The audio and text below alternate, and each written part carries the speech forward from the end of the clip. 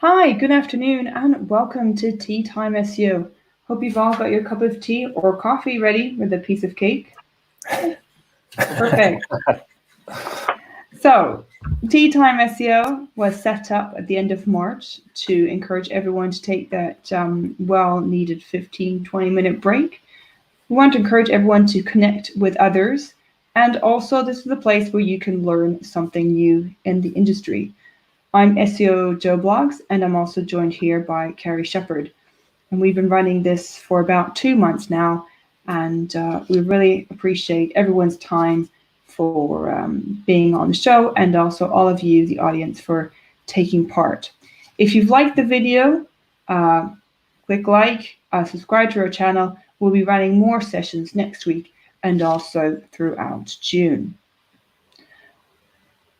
Today we have a very interesting topic, diagnosing JavaScript SEO issues. We have Edd Wilson and Charlie Norledge who will be sharing their insights today. If you have any questions, please drop it in the chat, and Carrie will be getting your questions all answered after the Tea Time SEO. Without further ado, I'm going to pass over to the speakers who will then introduce themselves. Over to you, Ed. Cool, thanks, Joe. So hi, my name is Ed. I'm a Senior Technical SEO Specialist at Impression. Been here at the agency for about 5 years now, very much since actually the start of the start of the company. I love driving innovation in organic search and spending too much time going down SEO rabbit holes. I've got over 10 years experience in SEO in total, and driving organic performance across a wide variety of clients. But now I mostly work on enterprise websites and making sure that they're aligned with Googlebot, and making sure that not only are the website friendly from a search engine perspective, but also from a user perspective too. My interest, in fact, most recently is that I've led to most recently cooking a lot of ramen. So I normally cook ramen every Sunday due to the isolation period. So yeah. Oh, very good. Maybe you can share your best ramen recipes here. I will do. It's a vegetarian one, so that might annoy a few people, but yeah, it is very good. That's good. Thank you, Charlie. Hey, yeah, so I'm Charlie, and I'm also a Senior Technical SEO Specialist at Impression, so me and Ed are a bit of a dual threat. We work on a lot of accounts together. And I kind of work across like web performance, structured data, log file analysis, and kind of everything else tech SEO. And then my interesting fact, I haven't put anything down here, but I bought a barbecue today, so it's the weather for it. Very good. Well, you can share some barbecue recipe tips. And thank you for everyone that's joined us so far. For those that are not logged in, we can't see any logged in users yet. I'll pass over to Ed, who will then be able to share his tips. Thank you very much. Cool.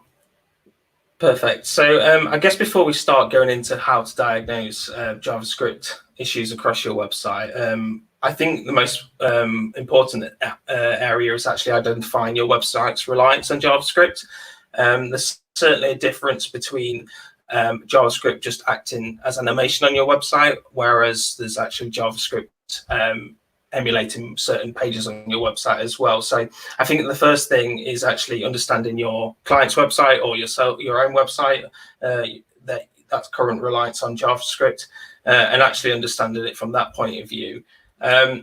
If you are working on a website that uses a JavaScript framework, hopefully you will know, but it may be the case that you're working with a web team that are migrating towards a JavaScript framework as well. If this is the case, I would actually recommend to use a rendering solution to actually help serve your content.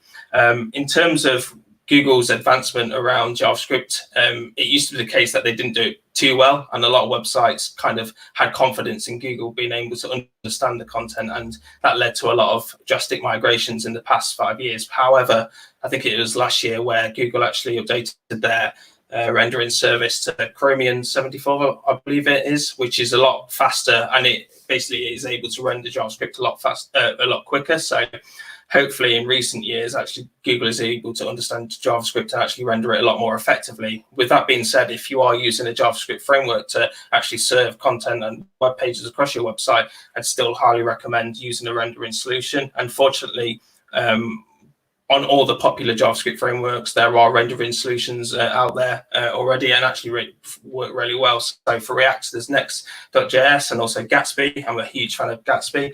There's Angular Universal for Angular, and also for Vue.js, there is Nuxt.js as well. So if you are looking towards migrating towards a JavaScript framework to actually serve on your website, highly recommend speaking to your development team to actually put in a server-side rendering solution in place. If it is the case that you're working on websites that had faith in Google rendering it, but it hasn't done to a dramatic effect, there's also dynamic rendering as well. So we've used this across a few startups as well. So we've signed up to pre-render, and that actually just takes a snapshot of the JavaScript website and serves it as HTML to Google, and it basically allows Google to understand, or any search engine to understand, the content that is being portrayed on their website a lot more easy as well. So if there is a short-term solution, I highly recommend checking out prerender.io. However, if you are working on a framework for the long term, a JavaScript framework for the long term, highly recommend exploring the area of server-side rendering, especially. If your website is only partially using JavaScript client-side, and actually you want to understand what's actually being served through JavaScript, say for example the specific areas of content, I highly recommend you using some kind of plugin to actually disable the JavaScript to understand what content is being served through it. I personally use the Web Developer plugin, which is available on Chrome. However, there are other plugins as well. So I think there's JavaScript Switcher. There's all other things you can do as well, but I think this is probably the easiest thing you can do to actually disable JavaScript to understand what's being served through. So yeah, definitely go away and install the Web Developer plugin, or a plugin that allows you to disable JavaScript. And from here, you'll be able to explore pages and actually understand what content or areas on the page is actually being served through JavaScript, and what you're expecting for Google to go ahead and render. In terms of kind of areas that are popular for websites to serve JavaScript, you've got websites such as Nike.com, H&M, massive e-commerce stores that actually do face these issues today in terms of unindexed JavaScript content. So it is common across all websites. I'd say probably the most popular areas that rely on JavaScript on major e-commerce websites, or major enterprise websites are these three specific areas here. So internal links, especially pagination, and also supporting content. And I guess the issue here is that these areas are so important in terms of making sure that Google is able to crawl a website effectively. So actually serving JavaScript through, serving internal links through JavaScript, or pagination through JavaScript, you're expecting Google to go ahead, render it, and then passing it towards the crawling, then indexing. So it's actually slowing down the process. And like I said, Google have advanced a lot in terms of improving their rendering situation. However, I'd always try and focus on improving efficiency where possible. So if you are expecting, thousands and thousands of pages to be serving internal links through JavaScript, you'd probably want to make sure that they are rendered correctly for a search engine robot to basically find. So yeah, highly recommend to understand what kind of content is being served through JavaScript, and seeing if there is a rendering solution that you can put into play, and make sure that it is delivered effectively. Another Chrome plugin which I highly recommend is called View Rendered Source. I've used this quite a lot when auditing websites that rely heavily on JavaScript. Basically what this allows you to do is compare the raw source code versus the rendered source code. So this is the DOM, which is the document object model, and this is basically what search engines finally see. So you can actually see the H1s, the page titles, the canonical tags that eventually lead to search engines. Some kind of issues that I've faced in the past is where actually through the raw code, actually the canonical is the correct version. However, some element of JavaScript actually defaults it towards the home page, or it may be that a page title is changed in some way. So what this basically does is analyzes both the raw code, analyzes it against the rendered code, and then basically displays the difference. So you can go ahead and inspect key pages across your website, and that's the View Rendered Source plugin on Chrome. So highly recommend checking that out. Moving on to kind of page speed performance, it's not all around rendering, and also JavaScript most recently has had a high impact in terms of page speed performance. And that's because, page speed is such a key consideration for Google now. They don't want to be supplying slow pages for users. And also JavaScript can heavily slow down a website, especially if there's scripts and scripts and scripts loading up for the user. So I highly recommend using page speed tools such as Google Lighthouse and GTmetrix to understand what files are loading. There are definitely a lot of optimization efforts you or your developer can make. However, what I would say is the perfect score is quite hard to achieve, especially on modern websites now. You're going to have things such as heat mapping running and a lot of scripts running on your website, and it may be that this is actually beneficial to the website. But what I would say is actually work with your developer, share these reports, and it's not just a case of you telling that developer to go away and make these optimization efforts. Understand what can be made to improve the performance. Lazy loading on all images isn't always required. Making sure that you're serving critical JS in the head, but looking to deprioritize over JavaScript especially. But there's also things such as file compression and reducing code library usage as well. So again, highly recommend working with your developer to understand what optimization efforts you can make, and that should hopefully then improve your page speed performance, which will allow Google to see a better page speed, but also allow faster crawl rates across your website too. I'm going to pass over to Charlie now. Cool. So I guess kind of Ed has introduced the idea of kind of spotting your reliance, the website's reliance on JavaScript. So I'm going to kind of run through, okay, we know what's running through JavaScript, but let's see if we can find any issues with that and make sure it can all be indexable by Google.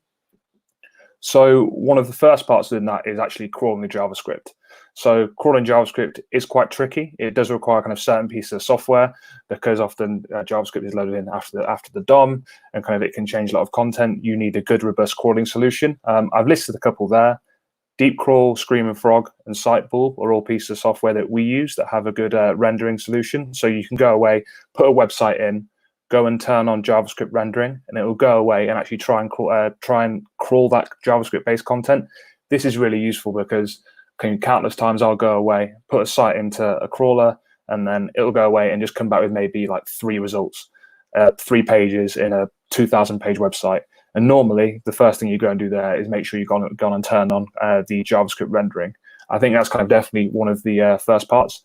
But probably a key thing to say here is that no software is perfect. So sometimes I've gone, even with, say, Deep Crawl, which I think has the best JavaScript rendering solution, I've gone and put JavaScript rendering on there, and that's only managed to crawl like 20 pages. But then I've gone onto Google, looked in Search Console, and I can see that they're seeing probably like well over 1,000 pages for a website. So clearly, Google are probably the best at crawling JavaScript, and especially with the things that Ed was saying of where they're kind of always getting better at it. We'd recommend using some of these tools I'm going to mention in a sec, but also making sure you've got a robust crawling solution in place. So, okay, now here's some of the things that we can use to test outside of crawling software to go and look for some JavaScript issues. So we might think that there's a piece of content. We've identified that there's some pagination, that there's some maybe content underneath a drop-down that we want to see if that's being rendered in search. Now, one of the first places I go is the mobile-friendly test.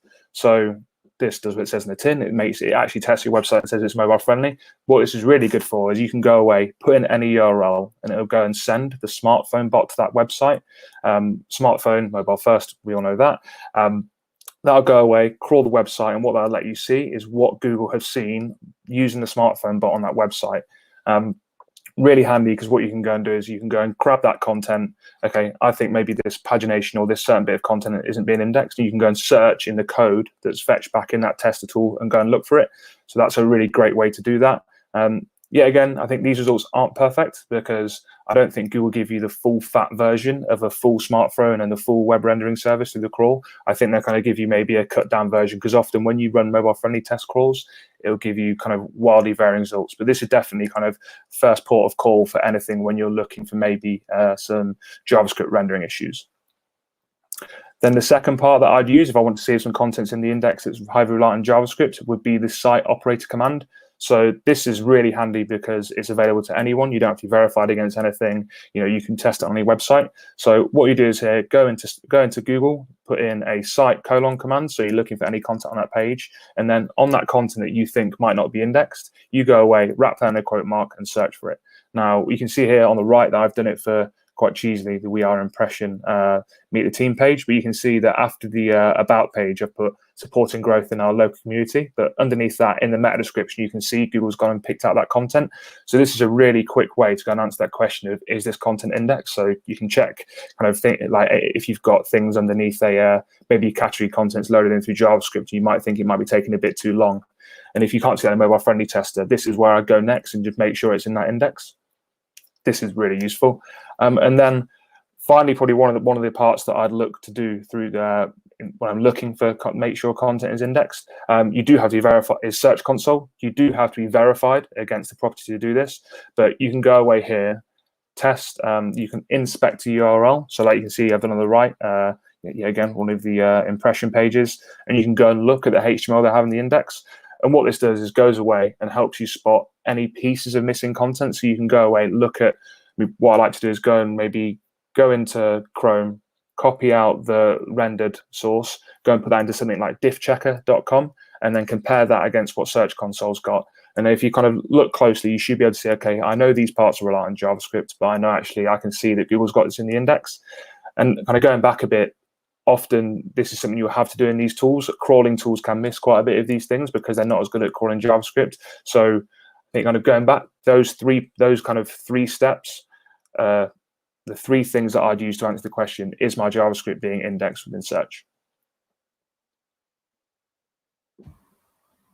Cool. Yeah. So in terms of my top tips, what I would say first off is identify your website's reliance on JavaScript and areas that are being served through it.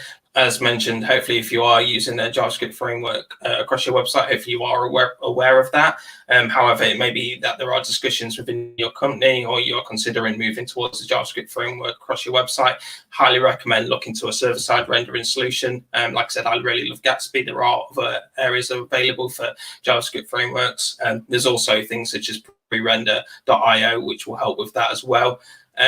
However, if there are things such as you're partially using JavaScript on your website, you can use certain plugins to turn off JavaScript so you can see actually what's being served through it. There's a tool such as the view rendered source, and you'll be able to see any modifications which has been made by JavaScript and what's actually being presented to search engines. So again, if you are thinking that you are facing JavaScript issues, definitely go away and use that on key pages. And as mentioned before, there is JavaScript for rendering performance, but however, there is JavaScript's impact on page speed as well. So again, work with your developers or work with a developer, use page speed scores, understand what's being quite intensive, and see if you can look to optimize that in any way, and hopefully from there, improve the page speed of the website. Yeah, so I think kind of my first point would be make sure you use all the tools available to understand any rendering issues. Don't just go away, look at a single piece of crawling software. If the content isn't there, it's not being indexed. Try and go through that process that I mentioned earlier, that three-step process, just to make sure it's there and be doubly sure. I guess with that, invest in a piece of crawling software which has JavaScript rendering support. I think most of them do. I'm sure a lot of us do have that here, but I think it's really key. If you do want to get a full crawler website, it has to have JavaScript rendering support. Make sure critical content is loaded on the page quickly to avoid the most common problems. Now, Google there's been many tests of where people have seen how long Google will wait before they'll index content, and it's not that consistent. So if you do have critical content, make sure that is loaded in very quickly. That's probably one of the easiest ways to avoid any of the issues that we've kind of gone over here today. And then finally, one for me, which I've been stung by this a few times, make sure if you've got any redirects that are in JavaScript or redirects in general, test them with multiple user agents.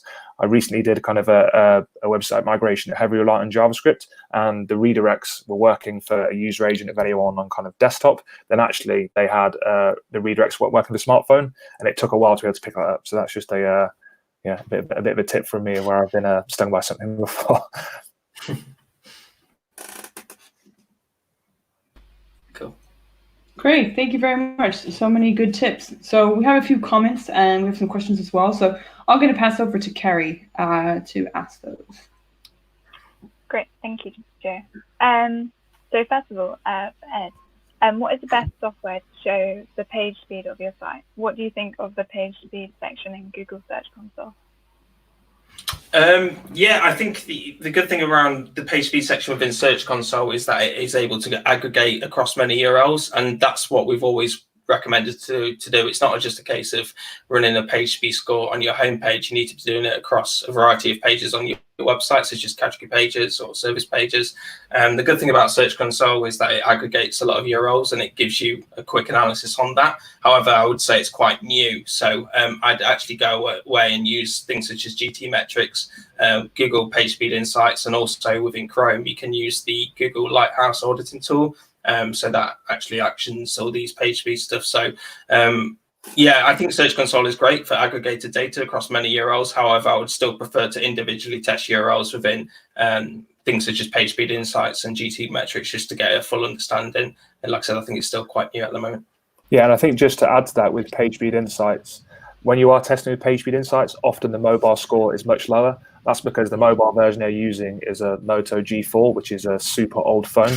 So that's why that always comes a lot lower, and that's got a terrible CPU. So always just be aware of that. I think, well, I mentioned, sorry.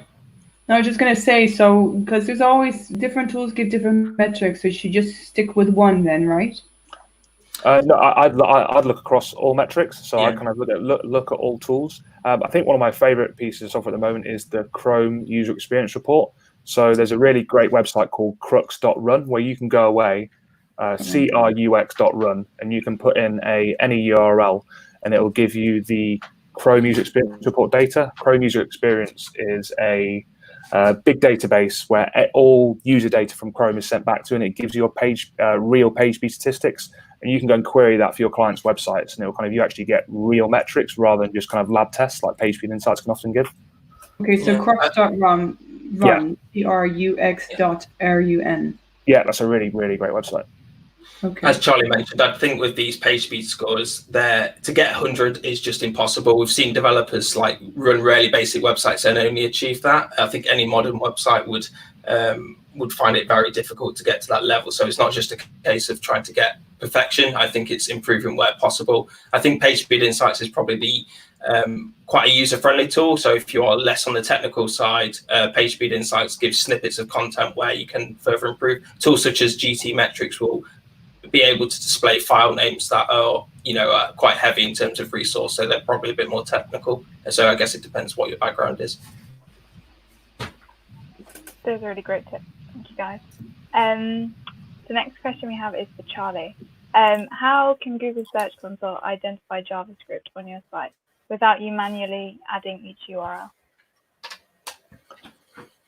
So are you asking how can Google, well, the Google Search Console will pick up any JavaScript based on when Google's taken that content and tried to index it. So Google will do that first crawl, go and pick out kind of the base content, then take back any of kind of the more complicated things like scripts and images. And then on that kind of second pass, that's when they'll start to look at the kind of, the heavier things that might be loaded in. And then that's all sent through to Search Console. I generally say the stuff in Search Console already has all that done to it. So when you test a URL in Search Console, that already has all of that kind of rendering done behind it already. Oh, okay, because you were talking about adding one URL. So I just thought, where in Google Search Console can you just get all of that without having to add it every single time? So I don't think there's any way you can go and submit a large amount of URLs to Google Search Console. You can use the indexing API, but that is a little bit naughty because that's meant for jobs postings rather than actually just going and getting your content indexed. Generally, Google wants to do it themselves. That's their MO. Great, thank you. Another question for Ed. How can you easily see if your site is using JavaScript and find out the page is using it outside of using the web developer plugin on each page? Yes, certainly. So this is actually something really quick. I use a Chrome plugin called WAP Eliza. Basically, install this plugin, and basically it'll give all you the technology running on your website. So it should actually identify the JavaScript frameworks that you are using. So that's a plugin called WAP Eliza. If you are a bit more technical, you can inspect the rendered source code and actually identify the JavaScript, but hopefully you won't be doing that. So I'd recommend just using WAP Eliza to understand the JavaScript technology running on your website. Can you just put that in the chat or in our chat, and we can just share it with everyone what that was? That would be great. Thank you. I know that no I know that our sales team like to use Wappalizer when on the phone to a potential client to make them sound more clever than they are. Oh, I can see you using a JavaScript framework. You just click to plug it and find it out. Great. I think those are all the questions we have at the moment. Yeah, actually, I just had one question as well, just because it's been in SEO for a long time, and ages ago, everyone said, "Oh, you shouldn't really, you have a lot of content hidden in JavaScript, and so it wasn't really as recommended." When did it start to be okay to really have more of the content really allowed to have in JavaScript? I don't. It depends on the website. I think if you are quite a small website and you are able to serve content, and like I said, I have noticed a significant difference in Google being able to understand JavaScript. However, if we're looking on the side of efficiency, if you are a large website now and expecting Google to go and render all that content, it's going to struggle, especially on scale. So that's why there needs to be a rendering solution in place. I personally would always try and use some kind of rendering solution if you are serving mass amounts of content through JavaScript, just because, like I said, it is easy for a search engine robot to understand. So I think it definitely has got better. It's just that there is technology out there now to help support Google do a better job of understanding it, and that's been backed by the team at Google, especially John Mueller, in terms of the technology that he's identified is recommended, such as server-side rendering or dynamic rendering. Okay, great. No, it's very insightful. Thank you. Just want to say also very hello to the people that were joining us that's not logged in. We have Bipan also, and T Huts, and Georgie. Georgie's also speaking this week, and Nicholas. So thank you very much to our speakers, Ed and Charlie from Impression. That was great. Loads of insights. If you all liked and enjoyed the talk, please click like on our video and also subscribe to our YouTube channel.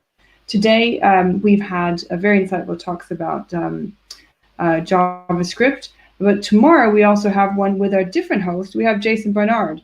He's going to be hosting and speaking about local search tips with Halida and also Andy Simpson. So do come along tomorrow at 4 p.m. To hear about all their three different insights around local search. And for those that haven't yet liked the videos or subscribed to our YouTube channel, please just click that lovely subscribe button, and you can be sent updates as well about all our different SEO talks. We'll be running them all throughout the rest of May and twice a week in June. So that's it for me. If you would like to take part in obviously our Tea Time SEO, please contact Carrie Shepherd, and we'd love to have you on. Big thank you to Ed and Charlie for being with us today. Thank you all for coming as well. Thank you.